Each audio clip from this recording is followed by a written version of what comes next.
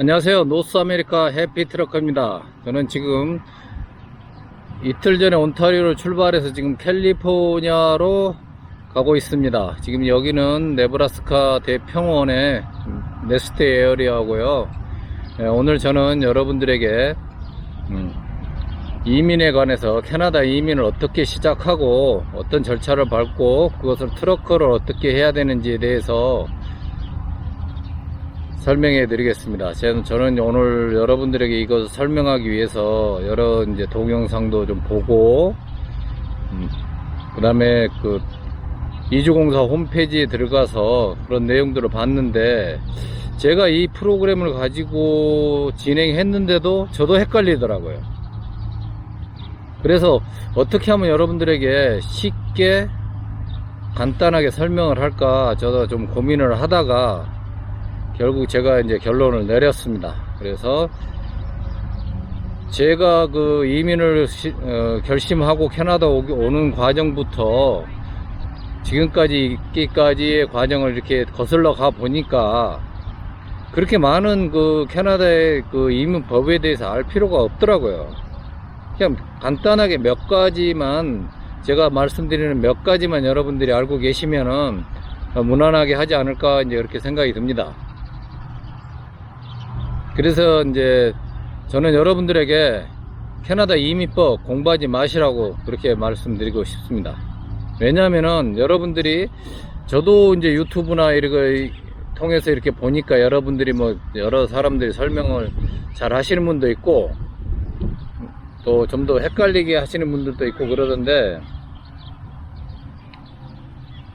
그런 것을 다 알아가지고 여러분들이 한다면은 중간에 여러분들이 복잡해서 포기하게 될 것 같더라고요. 그래서 제가 택했던 방법들을 여러분들에게 말씀드리려고 해요. 그래서 저는 캐나다 이민법을 약 딱 1분에 정리할 수 있을 것 같습니다. 여러분들이 트럭커까지 할 수 있는 과정들을 1분이면 저는 충분하다고 생각이 들어요. 근데 이제 그것만 가지고도 이제 약간 불충분할 것 같으니까 제가 정황 상황들을 같이 설명을 해 드릴게요. 자, 여러분들이 다른 것 다 잊어버리시고 제가 말씀드리는 이것만 기억하고 있으면 됩니다. 자, 연방, 주정부, 그리고 노미니, 워크 퍼밋, 그 다음에 LMIA. 자, 이 5개면은 여러분 이민하는데 전혀 지장 없습니다. 저는 제가 캐나다 올 때 워크 퍼밋을 국경에 가서 가면 받을 수 있다, 그 말을 믿고 왔습니다. 지금 생각해보면 나중에 이 영상을 보시다가 여러분들이 제가 얼마나 얼토당토 않는 생각을 가지고 무식한 방법으로 왔는지 알 수 있을 거예요. 그래도 제가 영주권까지 다 진행했습니다. 다른 사람이 도움 안 받고요. 그랬기 때문에 여러분들도 충분히 이 정도만 알고 있어도 저보다 훨씬 더 많이 알고 있는 겁니다. 저는 이제 워크 퍼밋을 왜 국경에서 받는지도 몰랐어요. 국경에서 주는 건 맞아요. 근데 그냥 가서 주냐, 그게 가서 얘기하면은 주는 줄 알았거든요. 이제 그런 얘기를 하다 보면 이제 길어지니까 이제 단순하게 얘기할게요.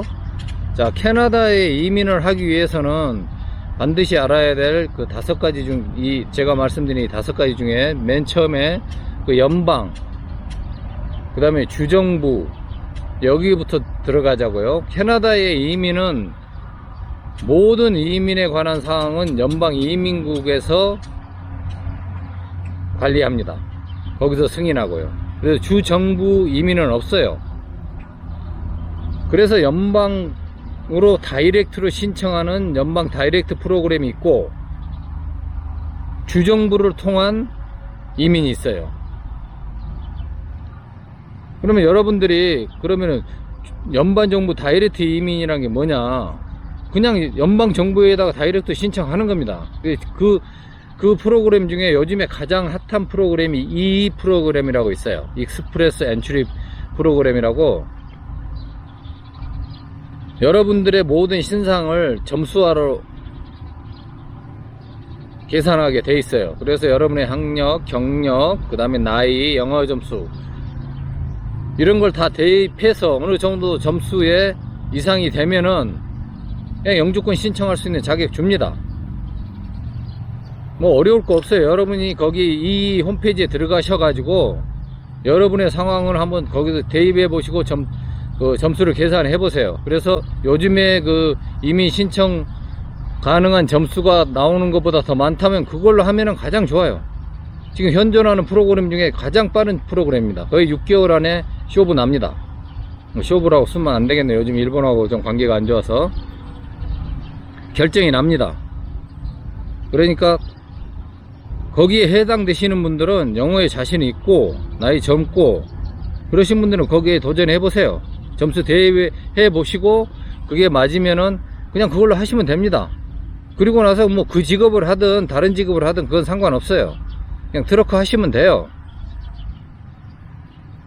그게 이제 연방 다이렉트로 신청하는 이민입니다. 그 나머지는 여러분들 보통 사람들한테 별로 해당되는 거 같지 않으니까 그 알지 않으셔도 돼요. 그러면 두 번째는 PMP라고 해서 주정부를 통한 이민입니다. 그걸 PMP라 그래요. 그러면 연방하고 이미 주정부하고 협의를 해 놨어요. 그래서 자, 우리 주에서는 이민자를 받아들이기 위해서 이런 프로그램을 운영해서 이민자를 받아들일 테니까 나중에 니네들이 연방에서 어떤 연방이 필요한 절차만 거쳐서 이 영주권을 내주라. 그래서 이제 연방 정부하고 주정부하고 다 합의를 해서 그 프로그램을 진행을 하는 겁니다. 그걸 PMP라 그래요. 그래서 프로벤셜 노미니 프로그램. 자, 여기서 이제 노미니가 나오죠. 이 노미니가 중요합니다. 주정부를 통해서 이민을 하시려면 반드시 이 노미니가 있으면 돼요. 만약에 여러분들이 지금 노미니를 가지고 있다 그러시면은 바로 오늘 연방에 여러분이 이민 신청을 할 수 있습니다. 그러면 연방에서는 여러분의 서류를 검토를 하고 신상에 문제가 없다 그러면은 영주권을 줘요. 자, 그러면은 여러분들이 이 노미니를 어떻게 얻어야 되냐? 자, 노미니를 얻으러 가봅시다. 주정부에서 운영하는 프로그램이기 때문에 주정부에 가서 노미니를 달라 그러자고요. 그러면은 자, 그런데 갔더니 주정부에서 얘기를 합니다. 자, 너는 그 워크 퍼밋을 가지고 풀타임으로 6개월 동안 일하면은 노미니 신청할 수 있는 자격을 줄게. 또 어떤 주는 12달 넘으면은 노미니 신청할 수 있는 자격을 줄게. 그렇게 해요. 노미니를 주는 거 아닙니다. 아직까지는. 여러분들이 6개월 내지는 12개월을 일을 하면은 노미니를 신청할 수 있는 자격을 부여를 해줘요.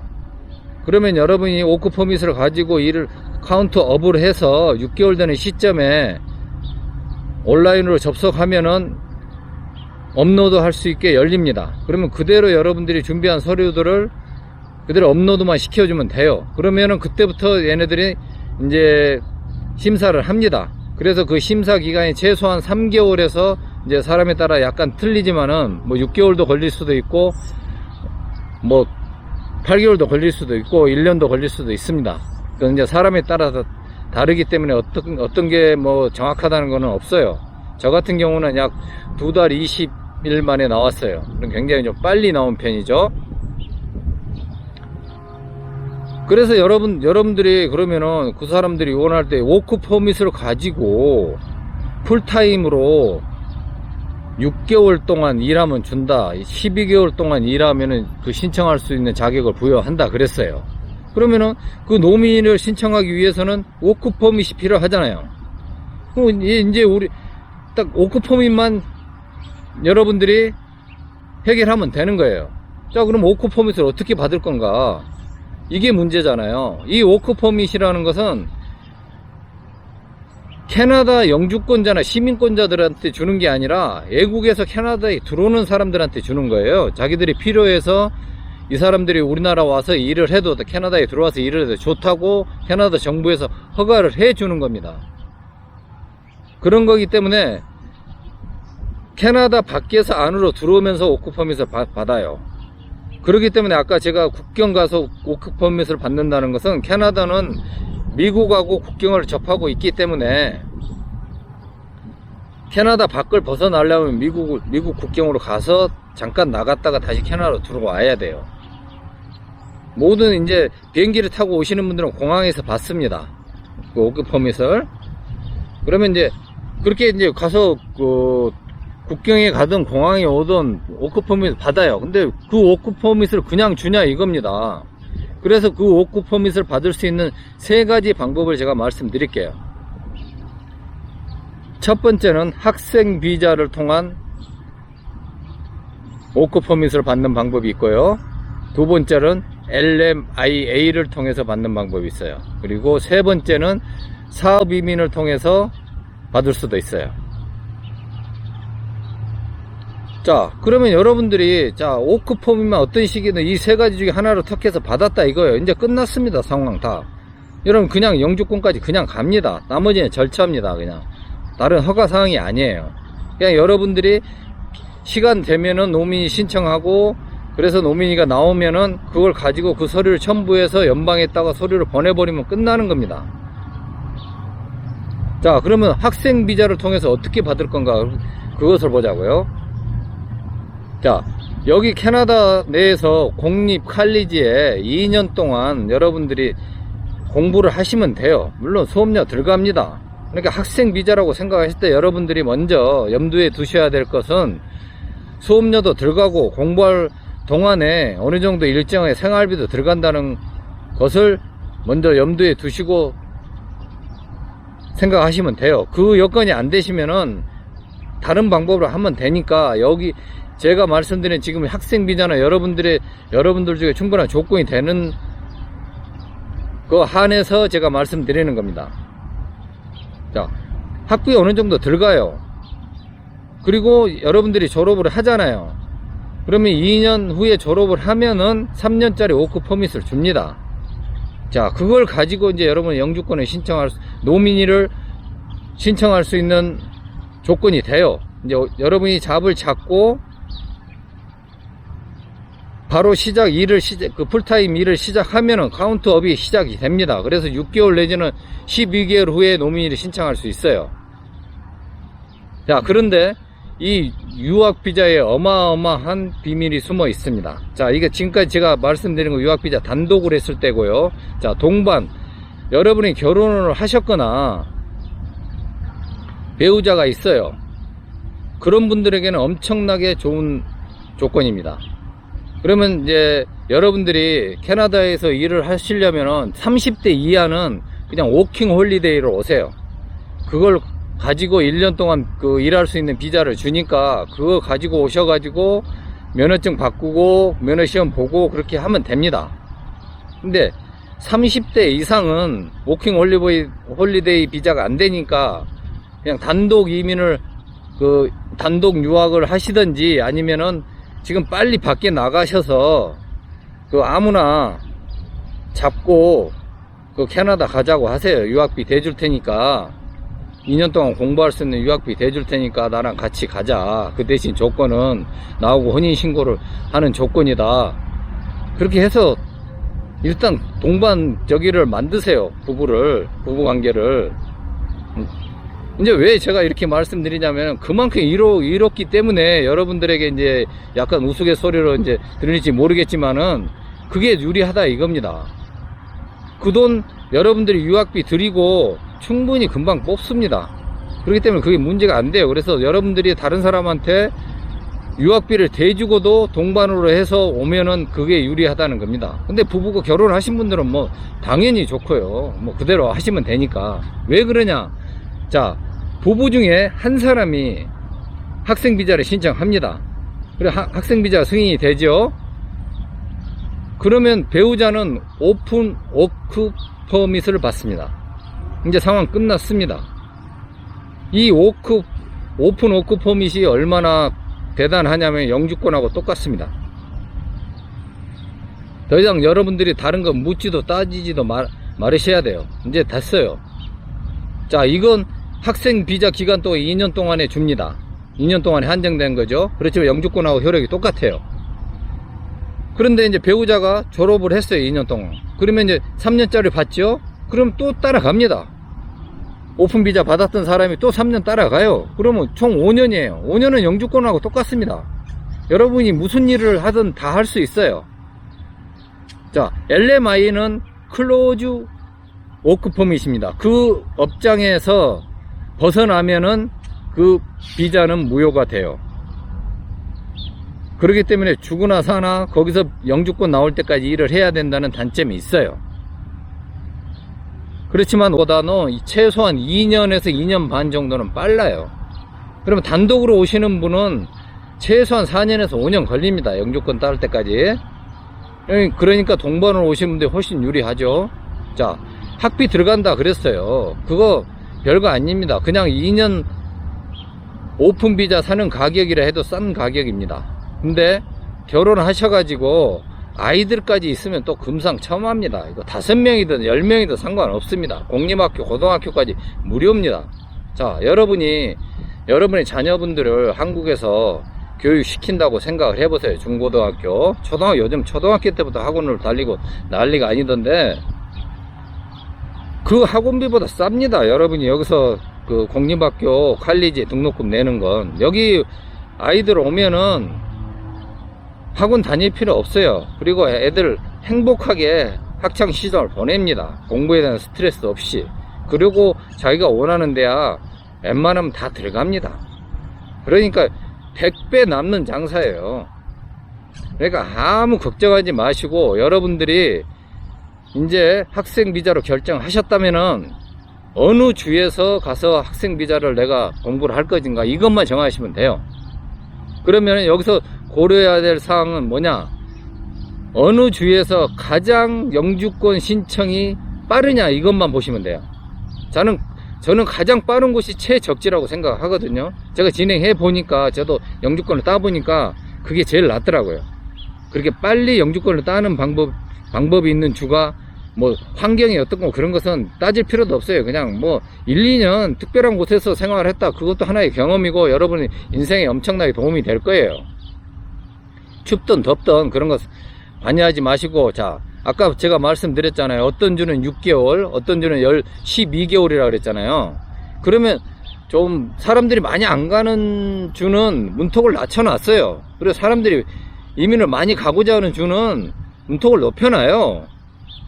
사람이 넘쳐나니까. 그러니까 여러분들은 되도록 쉬운 데로 가는 게 가장 좋은 방법이에요. 저도 솔직히 처음에 이제 LMO가 약간 주인이 장난을 쳐가지고 좀 늦어지고 그랬는데 저는 6호로 가려고 그랬어요. 그래서 이번 달까지 안 나오면은 이제 6호로 가야 되겠다. 왜? 6호의 조건을 보니까 오크 퍼밋을 받으면 바로 영주권이 신청하더라고요. 그 6호는 춥습니다. 거기 알래스카하고 같이 붙어있는 캐나다의 제북단에 있는 주예요. 그리고 춥지만은 뭐 사람이 밖에서 일합니까? 춥다고 다 안에서 일하지. 그런 것은 뭐 별 문제가 될 것 같지도 않고 그러더라고요. 춥다고 밖에서 일하는 직업을 가지고 있으면은 그 사람들 겨울에 일 안 합니다. 일 안 하고 그냥 실업 수당 받으면서 놀아요. 겨울에 일을 못 하니까. 만약에 밖에서 일하는 직업을 가지고 있었던 사람이라면은 그런 다 시스템이 다 갖춰져 있거든요. 그래서 저는 6호로 가려고 했어요. 그러면 여기서 내가 만약에 마니토바에서 카운터업이 시작돼서 영주권까지 2년이 걸린단 말입니다. 그러면 6호 가면은 1년 안에 영주권을 받아요.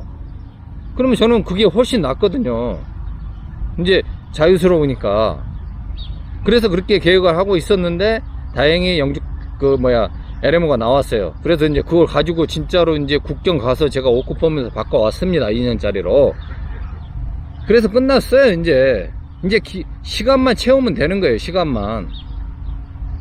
그렇기 때문에, 그런데 이제 제가 요즘에 이민 관련을 이제 물어보는 사람이 있어가지고 이제 그 사람들하고 얘기를 하다 보니까 굉장히 핫한 게 하나 있더라고요. 그게 AIPP라고 대서양 연안에 있는 4개 주에서 시행하는 프로그램이에요. 2017년부터 시작해가지고 한시적으로 운영하다가 다시 연장을 했다 그러더라고요. 저는 뭐 이민 이제 뭐 영주권 받았으니까 뭐 신경도 안 썼죠. 뭐 그런 법이 있든 말든 저하고 좀 상관이 없는데, 근데 이제 제가 이제 유튜브를 시작하면서 여러분들에게 어떤 부분을 좀 도움이 될까 해서 이제 생각하다 보니까 이런 분들 제가 좀 간단하게 설명해 가지고 여러분들 쉽게 좀 접근해서 트럭크를 할 수 있는 방법을 좀 알려드려야겠다는 생각을 해서 약간 이제 한번 살펴봤어요. 그러다 보니까 이제 그 노다지가 있다는 것을 이제 발견했습니다. 저는 제가 지금 이제 이민을 진행을 했고 이제 어느 정도 그 이민법을 알고 있기 때문에 저한테 물은다면 저는 무조건 글로 갑니다. 오늘 당장 비행기표 사가지고 글로 갈 거예요. 가서 거기 그 시스템에 의해서 저는 가서 그 LMIA를 가진 그 고용주를 찾을 거고요. 거기서 취업을 해서 그 진행을 할 것 같아요. 학교도 마찬가지입니다. 만약에 제가 유학으로 간다면은 그쪽에 있는 학교로 갈 거예요. 왜냐면은 거기서 학교 졸업하자마자 바로 영주권을 신청할 수 있는 자격이 주어지니까요. 그 배우자도 마찬가지입니다. 배우자도 이제 여러분들이 이제 학생 비자를 갖고 배우자가 오픈 비자를 받았어요. 그 노민이 기다릴 필요도 없어요. 바로 잠만 잡으면 바로 그때부터 영주권의 신청이 들어가 버려요. 그러면 1년 안에 끝납니다. 결정이 납니다. 이런 좋은 조건을 놔두고 뭐 대도시에 살아야 되니 뭐 거기 뭐 환경이 안 좋니 그런 얘기 할 필요 없습니다. 대도시는 여러분이 나중에 영주권 따시고 나서 그때 가도 충분합니다. 아이들 대학교 들어갈 쯤에 학교가 뭐 대도시에 있다 그러면 그때 가도 충분해요. 그러면 아직까지 뭐 초등학생이나 중고등학생 된다 그러면은 그 영주권 먼저 따는 게 가장 중요해요. 왜냐면은 또 이제 아이들이 그 대학교 가면은 바로 이제 등록금 혜택을 받아야 되니까 그거 생각하면 하루라도 이제 그 아이들이 고등학생이 되는 분들은 빨리 영주권을 따는 게 더 유리하겠죠. 저는 그렇게 생각을 해요. 근데 그 대서양 연안에 있는 주라고 해서 그게 거기 사람이 살기 힘드냐? 그것도 아니에요.